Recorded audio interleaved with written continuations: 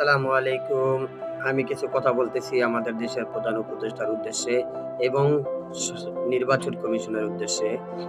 ত্রয়োদশ সংসদ নির্বাচনকে কেন্দ্র করে যে ২ দিন ছুটির তালিকা ঘোষণা করা হয়েছে, আসলে এই ২ দিন ছুটি দিলে কর্মজীবী মানুষ কখনই তার নিজ গ্রামে গিয়ে ভোট দিয়ে ফিরে এসে কর্মস্থলে যোগদান করতে পারবে না।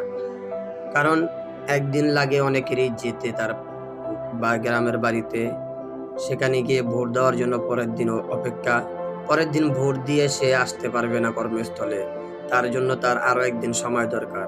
তাহলে দেখা গেল কি নির্বাচনের জন্য কমসে কম ৩ দিন সরকারি ছুটি ঘোষণা করা হলে সবাইর একটা আগ্রহ থাকবে যে আমি ভোটটা দিতে যাই। কারণ যেহেতু আমাকে সময় দিয়েছে। আর যদি এই সময়টা না দেওয়া হয় তাহলে কেউই চাইবে না যে নিজের টাকা খরচ করে এবং নিজের চাকরির সমস্যা করে, নিজের কর্মের সমস্যা করে ভোট দিতে যায়।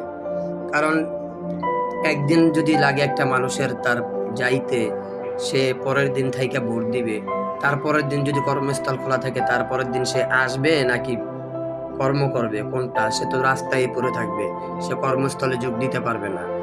তার জন্য অনুরোধ করব মাননীয় উপদেষ্টার কাছে যে যেন ছুটিটা কমসে কম ৩ দিন করা হয়। ১১, ১২, ১৩ অর্থাৎ ১১ই ফেব্রুয়ারি, ১২ই ফেব্রুয়ারি এবং ১৩ই ফেব্রুয়ারি। এই ৩ দিন যদি বন্ধ দেওয়া হয় তাহলে সবার ভিতরে একটা আগ্রহ থাকবে যে আমি ভোট দিতে যাই।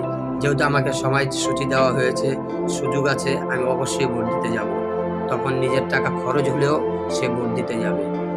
তাই মাননীয় উপদেষ্টার কাছে এবং মাননীয় নির্বাচন কমিশনের কাছে আমার আকুল আবেদন, আপনারা বিষয়টাকে বিবেচনায় নিবেন এবং যতগুলো রাজনৈতিক দল আছেন প্রত্যেকটা দলের থেকেই এই কথাগুলো বিবেচনায় নিবেন। যারা ভিডিওটা দেখবেন অবশ্যই নিজেদের স্বার্থের জন্য, নিজেদের সুবিধার জন্য, বিশেষ করে কর্মজীবী ভাই বোনেরা যারা আছেন বেশি বেশি করে শেয়ার করে দিবেন যেন ভিডিওটা তাদের কাছে পৌঁছায়, ভিডিওটা যেন আমার কথাগুলো যেন তাদের বিবেচনায় আসে। সবাই ভালো থাকবেন। আসসালামু আলাইকুম।